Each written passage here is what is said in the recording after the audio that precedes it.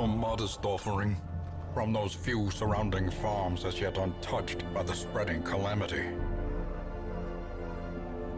And welcome back to more Darkest Dungeon. This is episode 24, week 54, getting underway.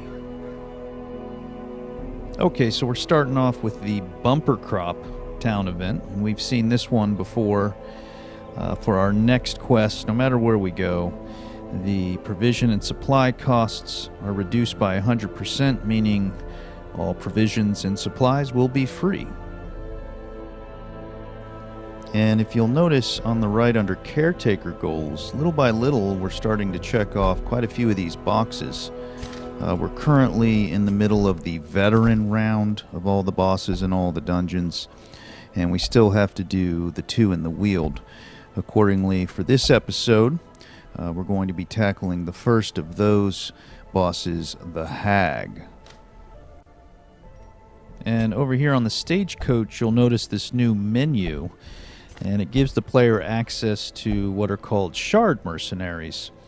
And this is an interesting wrinkle. It occurs after you defeat the miller, and it allows players to recruit fully leveled and developed heroes for taking into the farmstead and doing what is known as endless runs.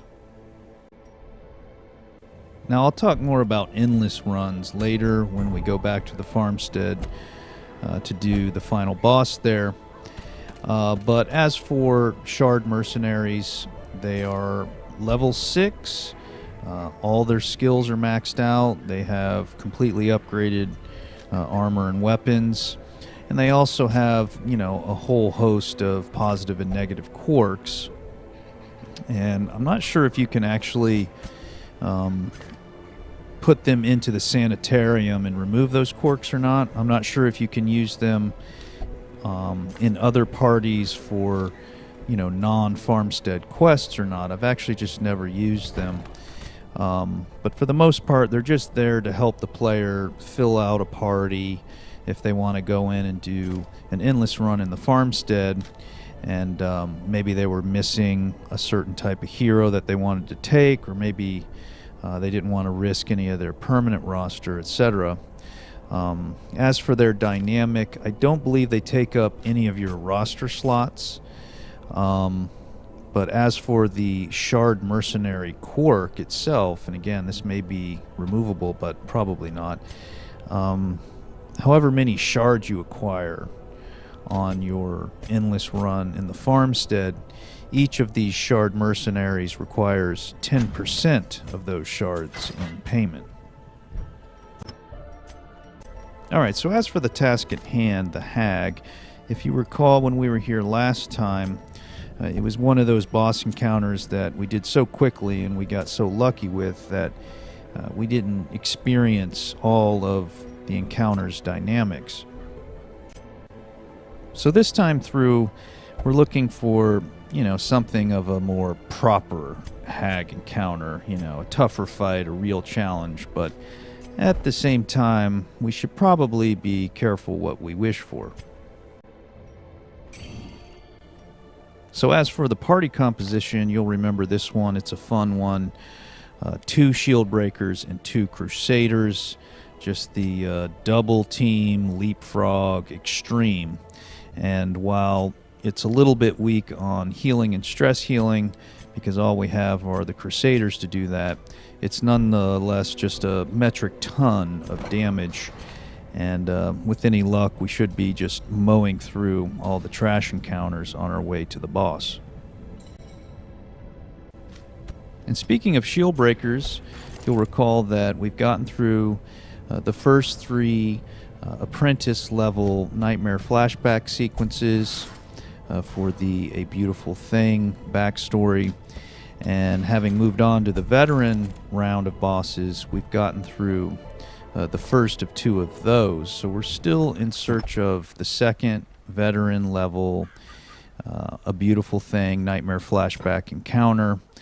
However, as you can probably guess from the title of the episode and the missing information in the title boards before the episode. That didn't happen on this run.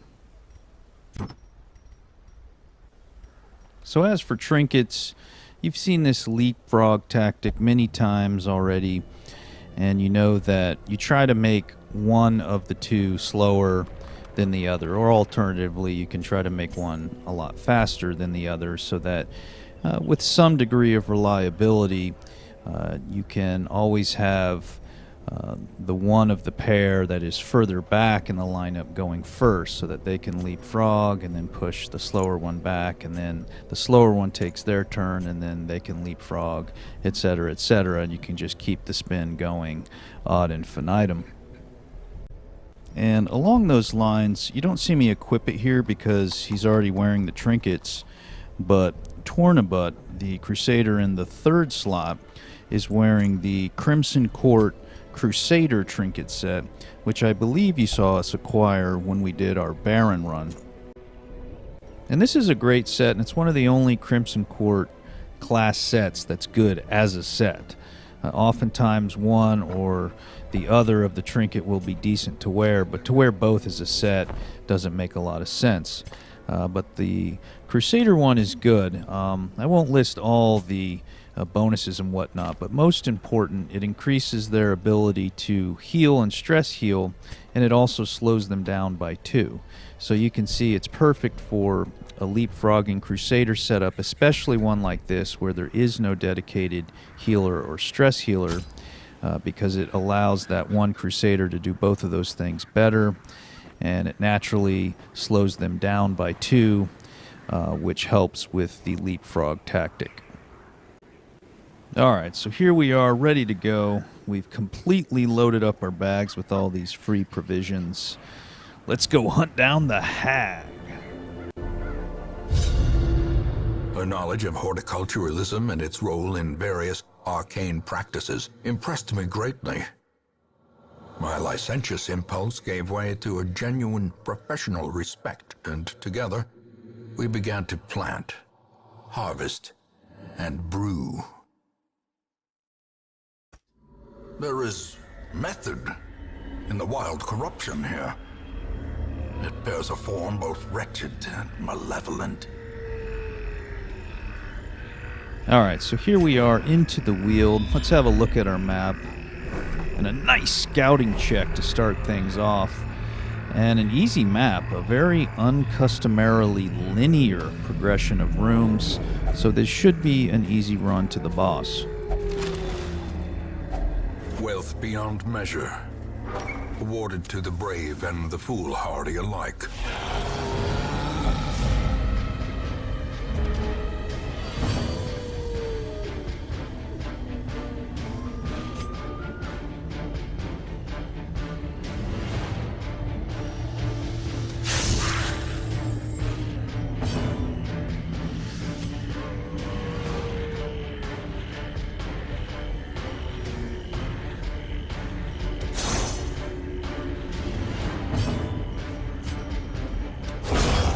Obliterated.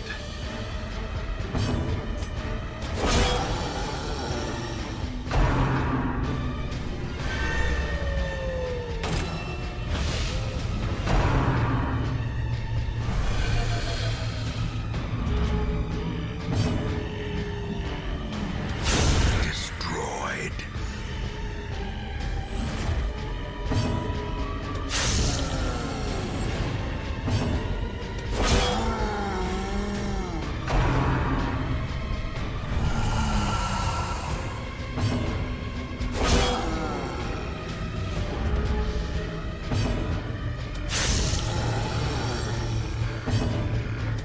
Impressive.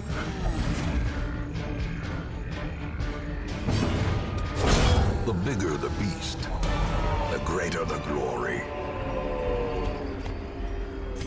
Alright, so an amazing first fight. Not only did we just devastate the enemy, but we didn't take any damage.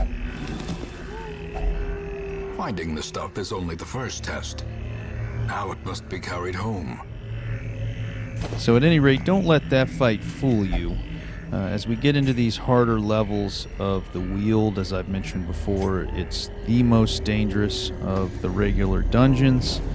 Those blighted giants are absolutely a terror. Those confusion spores, if they hit, can rearrange your party order and just wreak havoc on you. Those tenacious crones aren't any fun, etc., etc. In Radiance, may we find victory.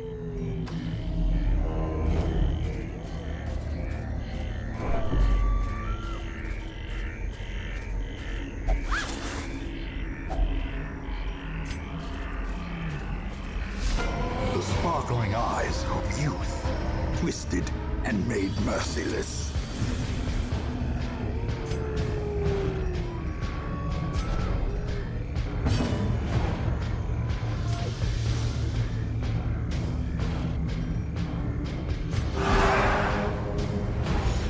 As the light gains purchase, spirits are lifted, and purpose is made clear.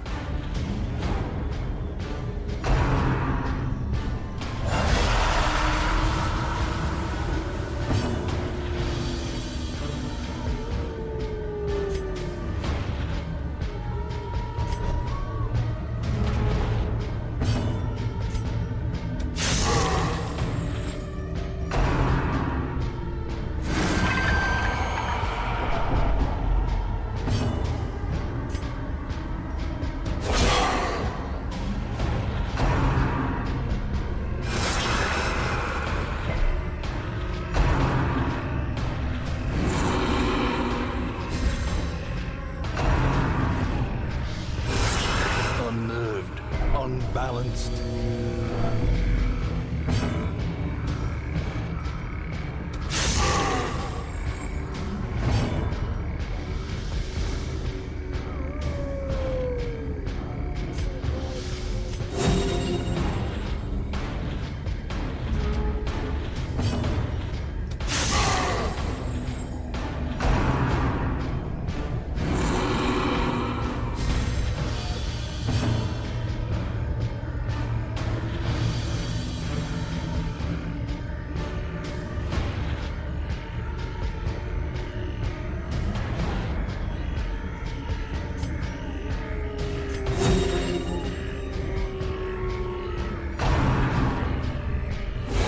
Such a terrible assault cannot be left unanswered.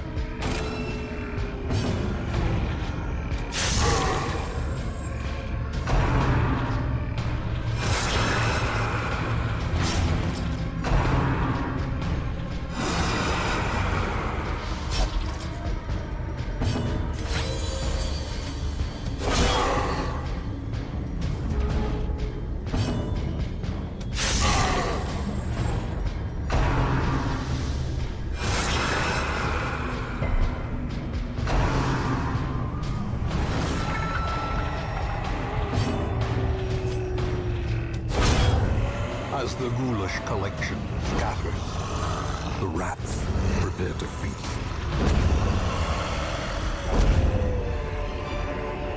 Ghoulish horrors, brought low and driven into the mud. Okay, so quite a rough run-in with the Collector there. As always, whenever your bags are stuffed too full like ours are now, you run the risk of encountering him. And on the one hand, we had a really good group to deal with him, because we can do a lot of damage to rank 4. On the other, any encounter, you run the risk of, some unlucky die rolls getting crit like we did on one of our shield breakers, took her to death's door, and all of a sudden an easy run has just gotten a lot harder.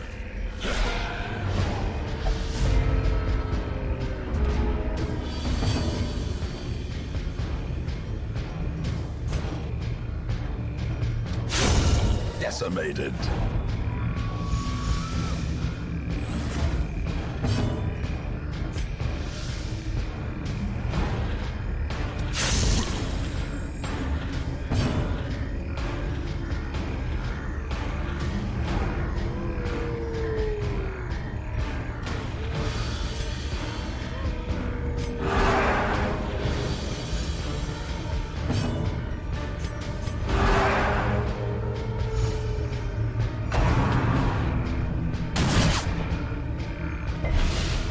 confusion, nerves, and panic.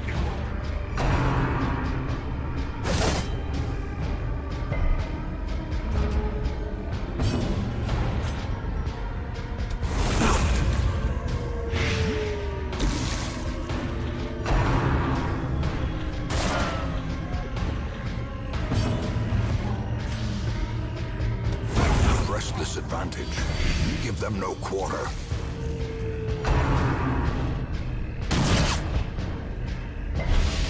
Diminished.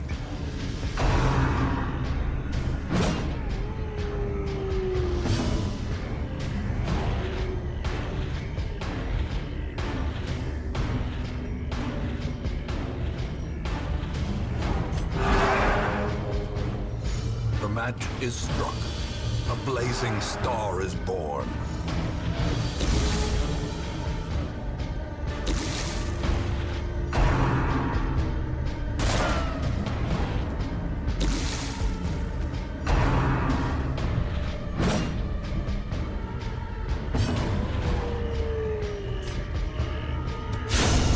Annihilated.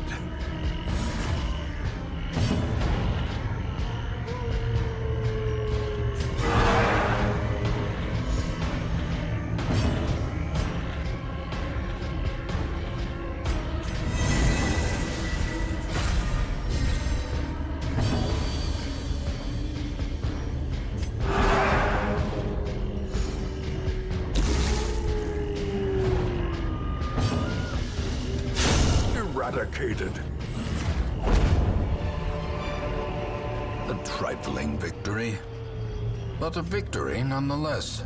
All right, so a nice recovery fight there, and a nice use of Impale when the slower shield breaker somehow rolls first in initiative, allowing them to leapfrog backwards instead of forwards.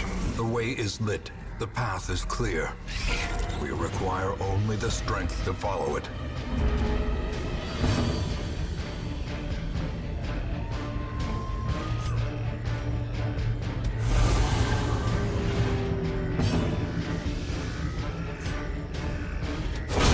Executed with impunity.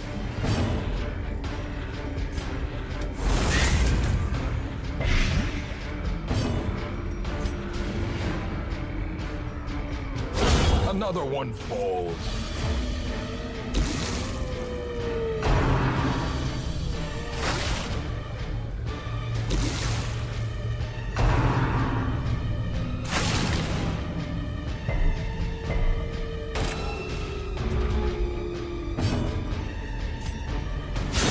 Back to the pit.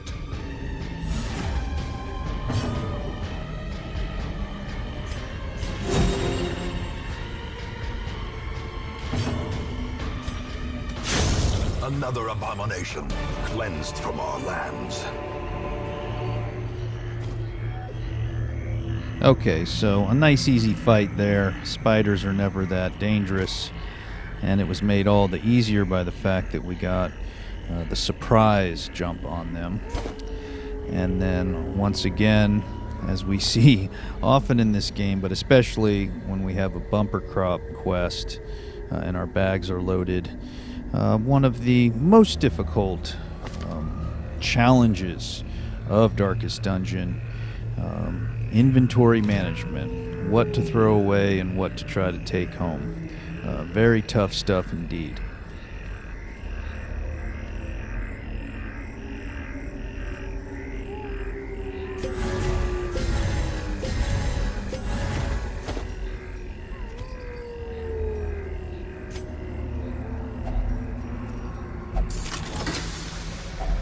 A fortune waiting to be spent.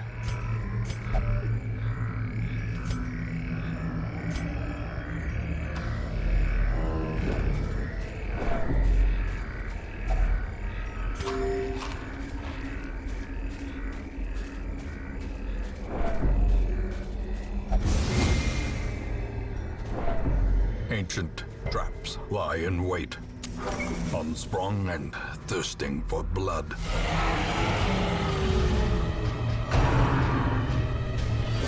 Ringing ears, blurred vision, The end approaches.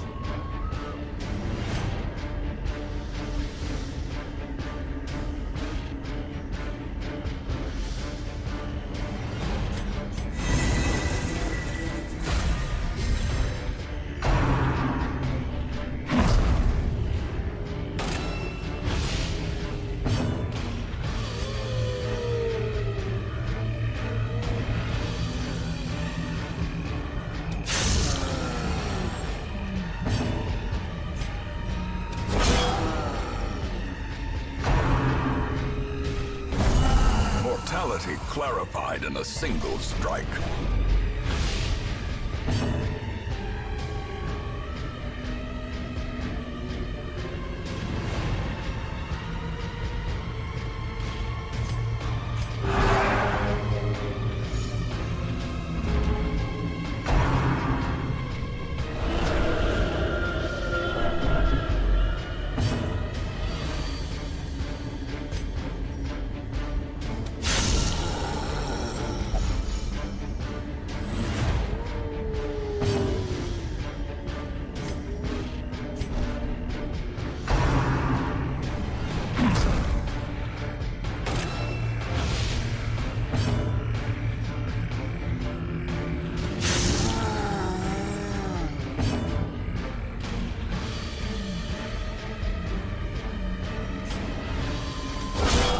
Powerful blow.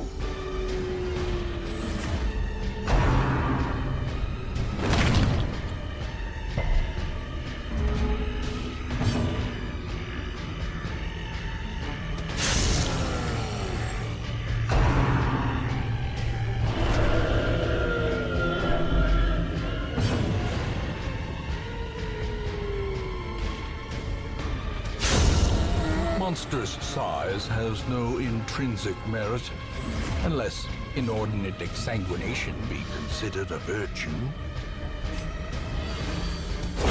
Their formation is broken. Maintain the offensive.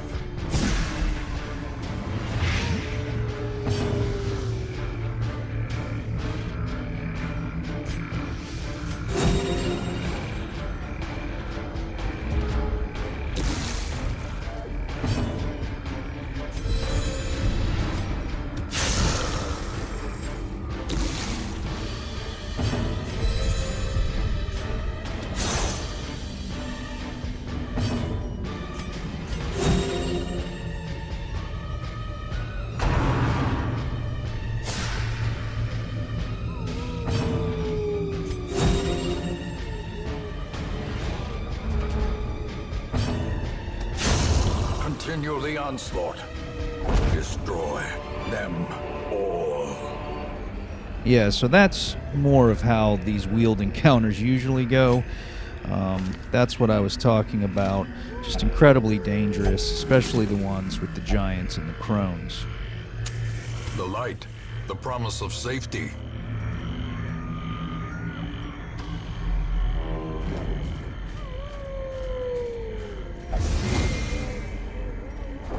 Ambushed by foul invention.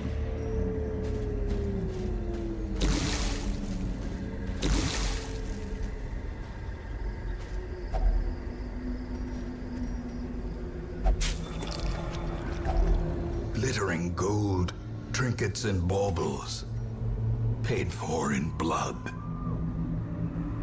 Now this is a little bit of a lucky roll getting the beast carcass, and also having a surplus of medicinal herbs with which to cleanse the carcass, yielding some food, which we desperately need to heal as much as we can, because, you know, we don't have great healing right now, and we're not quite to a spot where we can, you know, rest just yet.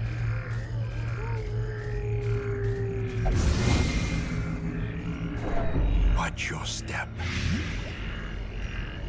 Alright, so more bad luck in that case. The second time, the same Crusader has stepped on a trap and gotten blighted. And a lot of that has to do with the fact that we haven't got a good scouting check in a while. A handsome reward for a task well performed.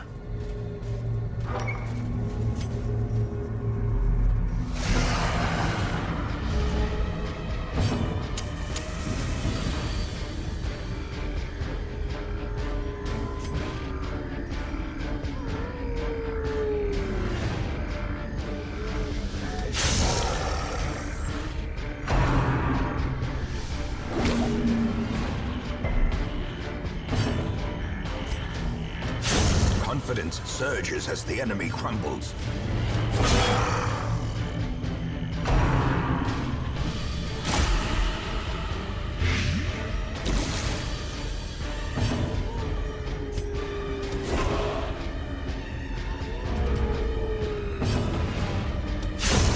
As the fiend falls, a faint hope blossoms.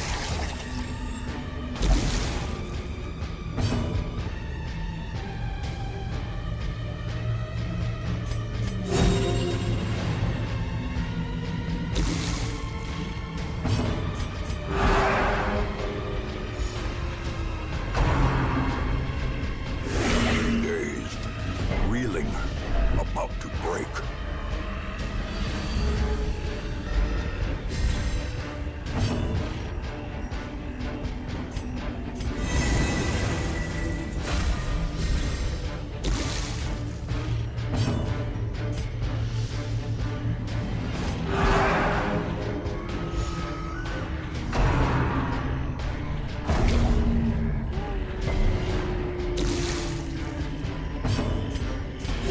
The wounds of war can be healed, but never hidden.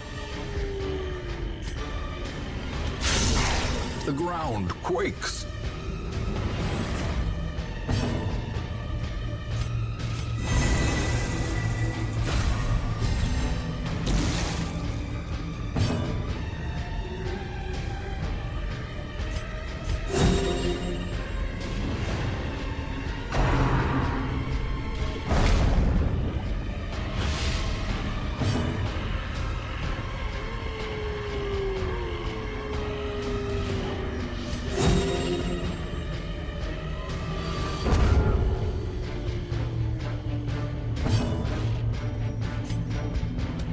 Their cursed champion falls.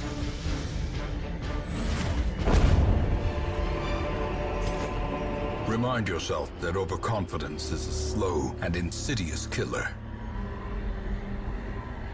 Alright, so not too bad of a fight there. We did our best to stall and play some defense and try to recover as much as we could, but as you can see, we didn't get much done. However, we're going to go ahead and rest in this room, and we're going to be able to heal up and get rid of some of this stress at the very least.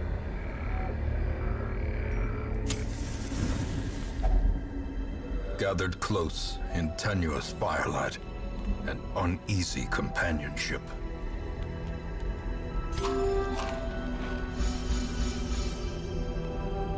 Alright, so first off, as I've already given away, we didn't get the bark from either shield breaker letting us know that we're going to get a nightmare, so we know that we don't have to prepare for that. And second, you'll notice here we use Stand Tall. It's a camping skill ability on the Crusader that removes mortality debuffs. And remember that one shield breaker got to death's door, and we healed her off of it and she's fine now, but whenever that happens you have a debuff called Death's Door Recovery, and you have penalties on that character until the end of the quest. -2 accuracy, -5% damage, -1 speed, and an increase in incoming stress by 10%. So having a character that has a camping ability equipped that can remove that debuff is really lucky, although you do have to spend the 3 respite points to cast it.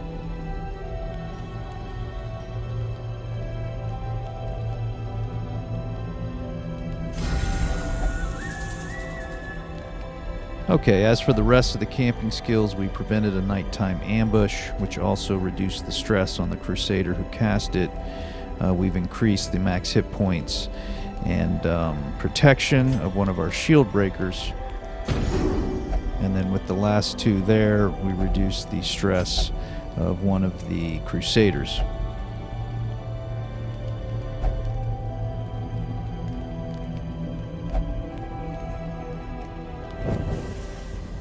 Alright, so that wasn't the most ideal camping skill loadout there. Would have liked to have had both shield breakers with increased protection and hit points. But like I said, I think it was better to use 3 points to get rid of the Death's Door Recovery debuff on the one.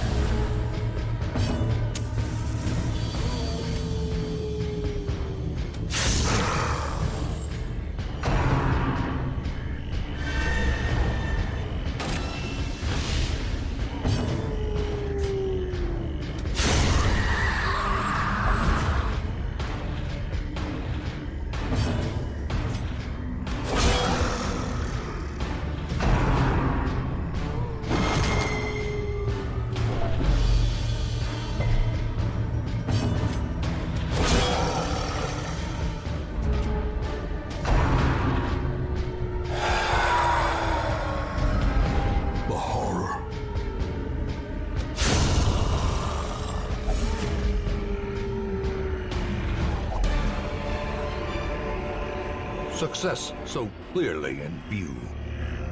Or is it merely a trick of the light? Okay, so not too bad of an encounter, not too big of an encounter, but I was kind of feeling at this point like, God, that's kind of bad luck that we had an encounter at all, you know? This run turned out to be much more difficult than I thought it would be, and while we have done well to keep it together and recover fairly decently, we're nonetheless completely beaten up. Look at us. We're all missing health, and we're going into a boss fight, and we don't really have a good way of healing up here. I think we have 4 food left, so we can get a few hit points back on, one or a couple of us, but, we're not looking good, and I was pretty worried, to be perfectly honest, but we're here. We can't turn back now. We're all buffed up. Let's top off as best we can and go get the hag.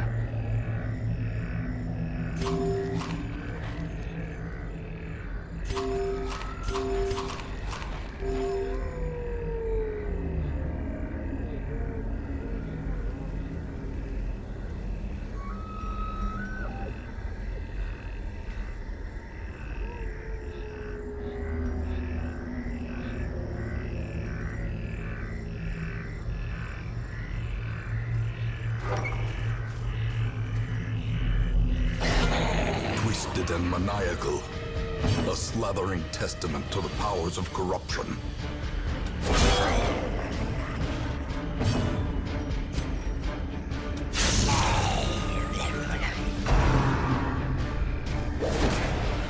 All right, so that's the attack we dodged last time. We didn't this time. Into the pot.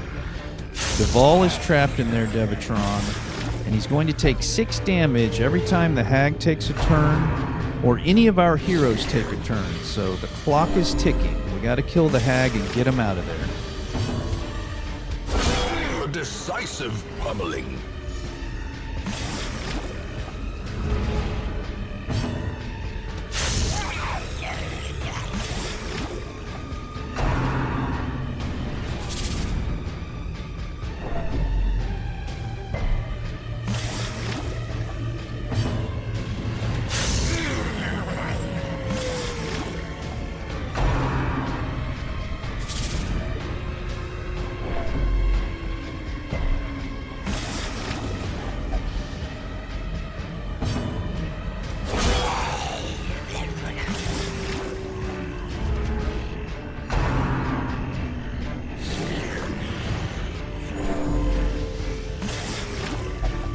And now, the true test. Hold fast, or expire. All right, Duval's out of there, but he's at 0 hit points. We need a big hit to end this encounter, and we didn't get it. Another life wasted in the pursuit of glory and gold.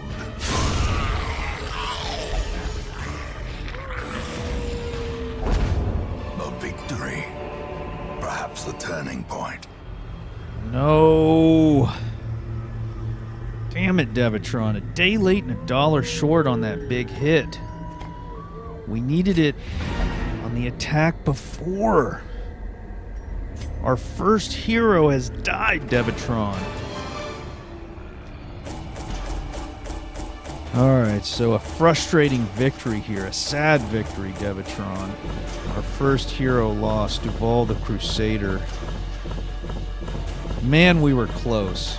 If only we had a big hit right before the hag got her turn to go. Or he could have rolled a better saving throw on his death blow and survived the death blow, but all I can say, Devatron, is welcome to Darkest Dungeon. It just isn't Darkest Dungeon unless you lose a hero, if not more. Alright, so 8 Resolve XP for everybody. Adney gets Early Riser, which is really good. Zoophobia is really bad, so that's a fair trade-off. Cove Adventurer replacing Robust, whatever. Egomania, that's bad. We got to get rid of it. So yeah, our first death. We'll have to stop by the graveyard and pay our respects to poor Duval. But at least we got through it. I mean, we killed the boss. That's the most important thing. And our run is alive. We can keep going. We'll see you in the next episode.